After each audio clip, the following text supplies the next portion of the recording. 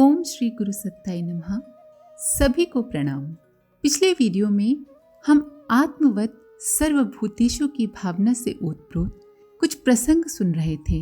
आइए उसी क्रम को आगे बढ़ाते हैं।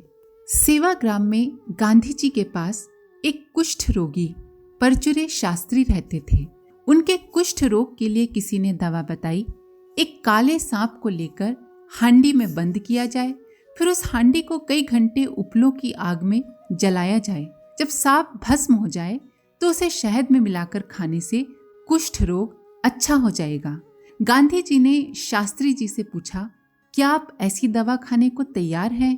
तब परचुरे शास्त्री जी ने उत्तर दिया, बापू, यदि सांप की जगह मुझे ही हांडी में बंद करके जला दिया जाए तो क्या हानि है? सांप ने क्या अपराध किया है कि उसे इस प्रकार जलाया जाए? परचुरे शास्त्री की वाणी में उस दिन मानवता की आत्मा बोली थी। वे लोग जो पशु पक्षियों का मांस खाकर अपना मांस बढ़ाना चाहते हैं, इस मानवता की पुकार को यदि अपने बहरे कानों से सुन पाते तो कितना अच्छा होता। नानक जी के पिता ने अपने पुत्र को कुछ रुपए दिए और सौदा करके कुछ कमाने के लिए भेजा। रास्ते में एक गरीब स्त्री का घर था। बच्चे कई दिन के भूखे थे। नानक जी ने सारे पैसे उस स्त्री को दे दिए। खाली हाथ घर लौटाए तो पिताजी बहुत झल्लाए। नानक जी ने सरलता पूर्वक उत्तर दिया, पिताजी, गरीबों की सेवा से बढ़कर और दूसरा बढ़िया सौदा क्या हो सकता है? एक संत के पास छोटी सी झोपड़ी मात्र थी जिसमें वो सिर्फ सो सकते थे।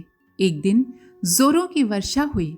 किसी ने दरवाजा खटखटाते हुए आवाज दी, क्या अंदर जगह है?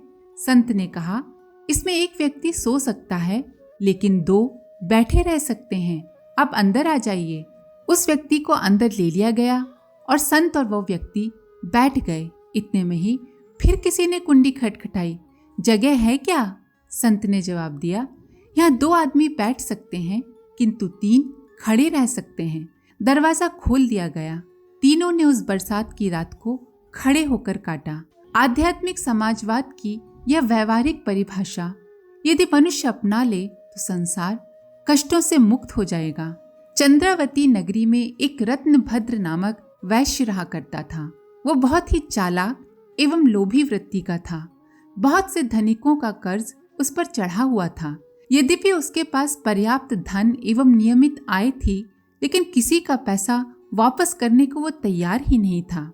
एक दिन वो तेल खरीदने के लिए कांचीपुरी नगरी को गया और वहां के एक तेली के यहाँ ठहरा। रात्रि को सब सो गए लेकिन रत्नभद्र को नींद नहीं आ रही थी।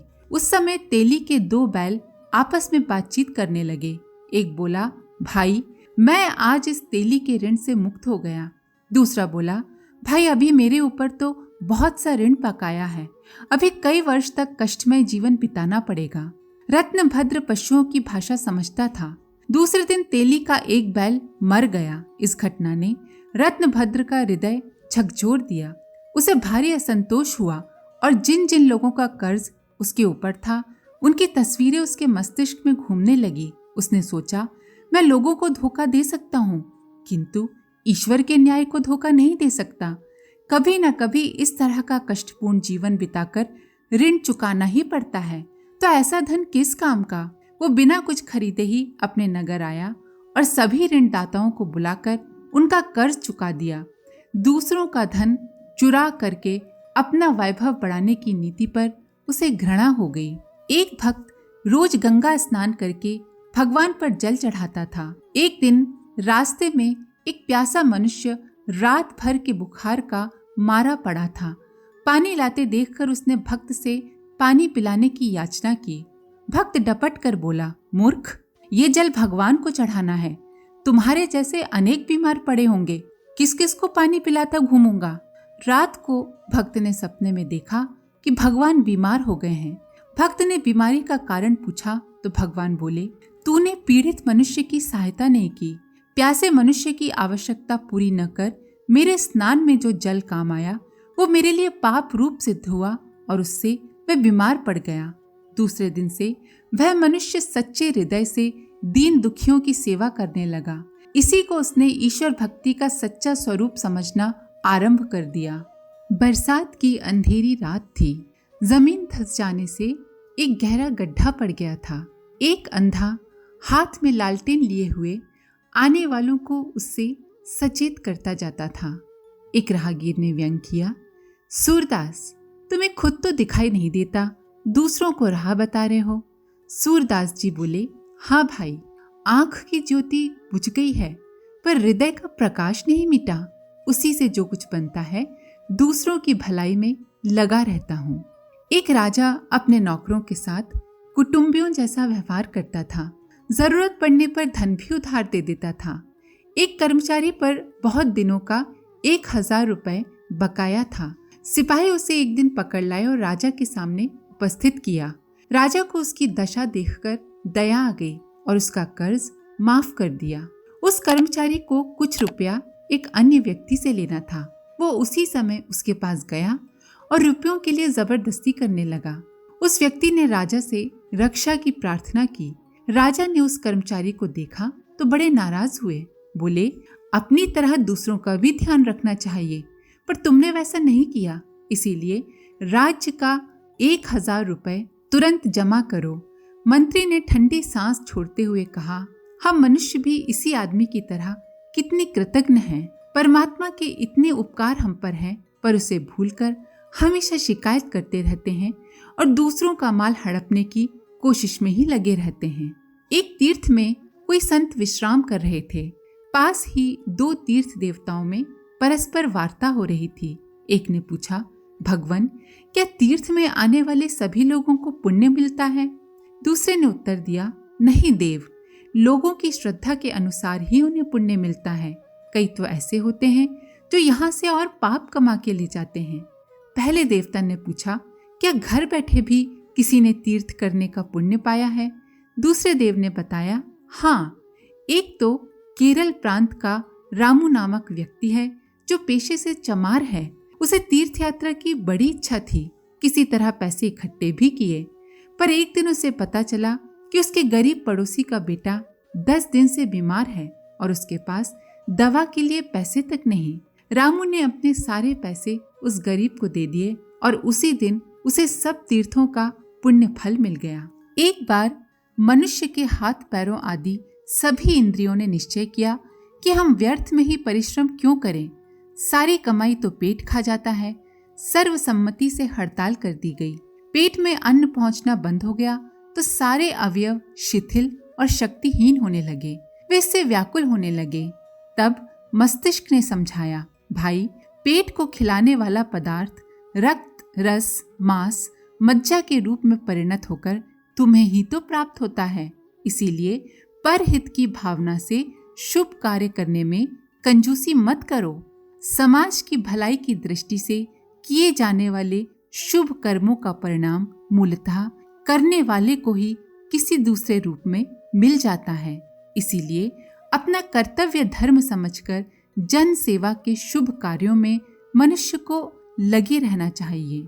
एक महात्मा ने भरी जवानी में संन्यास ले लिया और जीवन भर भजन करते रहे। मरने पर चित्रगुप्त ने उनके कर्मों का लेखा जोखा देखा तो यही कहा, आपका पुण्य तो उतने ही दिन का है जितने दिन आप परिवार में रहे और अपने परिश्रम से अपना तथा दूसरों का भला करते रहे। जब संन्यास लिया तो दूसरों की रोटी पर गुजर की तो थोड़ा सा ही पुण्य था और वो उन रोटी देने वालों के पास चला गया। संत दुखी हुए और सोचने लगे, यदि श्रम पूर्वक गुजारा करके संसार का उपकार करता रहता तो कितना ही अच्छा होता। बिना किसी प्रतिफल सबके प्रत्युपकार की इच्छा से लोक कल्याण के लिए अपना जीवन सेवा धर्म में लगा देने वाले संत एवं महापुरुष ही नहीं, अनेक राजा भी हुए हैं। राजा जनक स्वयं हल जोतते थे।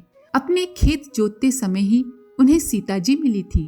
अपना सारा समय राजकाज चलाने में लगाते थे, पर अपना निज का गुजारा खेती बाड़ी करके ही चलाते थे।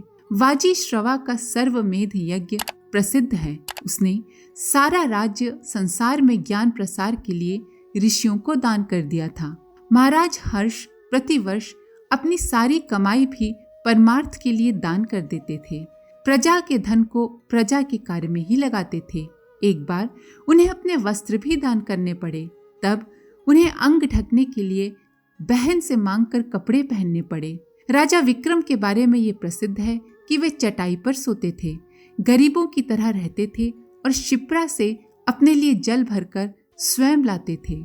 महाराज अशोक ने अपना सारा राजपाट बौद्ध धर्म के प्रचार के लिए बौद्ध संघ को समर्पित कर दिया था। साधारणतया नीति यही है कि दुष्टों को उनकी दुष्टता के लिए दंड मिले, ताकि वे भविष्य में वैसा दुष्कर्म करने का साहस न करें। साथ ही समाज में दूसरों को भी ये भय रहे कि अमुक व्यक्ति को दुष्कर्म करने पर ये दंड मिला था, इसलिए वैसे दंड से बचने के लिए वैसा अपराध न करें। साधारणतया यही रीति नीति सनातन काल से लोक हित के पक्ष में चलती आ रही है। पर कभी कभी कुछ ऐसे असाधारण महापुरुष भी होते हैं जो अपकारी के प्रति उदारता करने का उदाहरण प्रस्तुत करते हैं। महर्षि वशिष्ठ के 100 पुत्र विश्वामित्र ने मार डाले, फिर भी वशिष्ठ ने अवसर आने पर जो तपश्चर्या, कष्ट सहिष्णुता आदि गुण विश्वामित्र में थे, उनकी प्रशंसा की। एक रात्रि विश्वामित्र वशिष्ठ को मारने की घात में उनकी कुटिया के पीछे छिपे थे।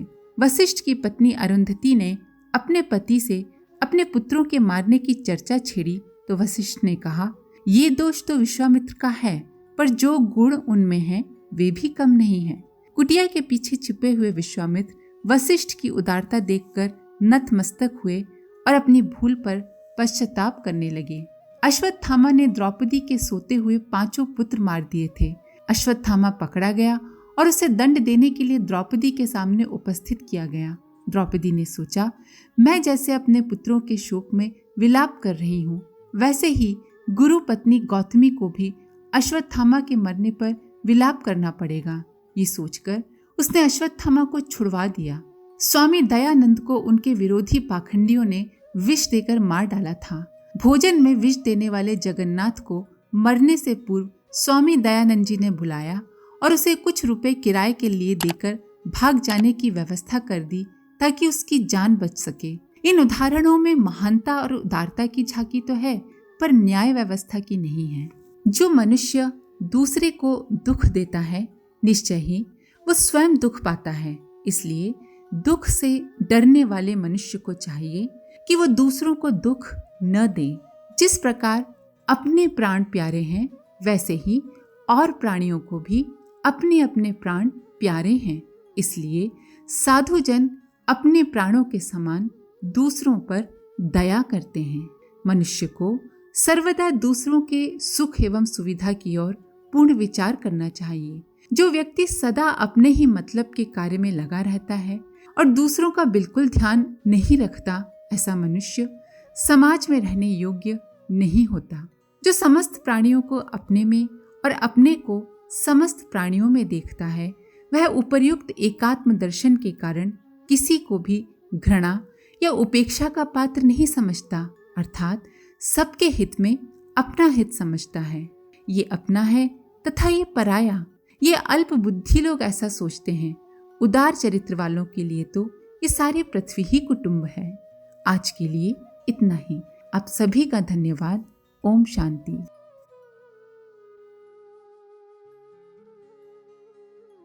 हमारे YouTube चैनल को सब्सक्राइब करें और बेल आइकन को दबाकर ऑल पर क्लिक करें ताकि आने वाले सभी वीडियोस की नोटिफिकेशन आपको मिलती रहे।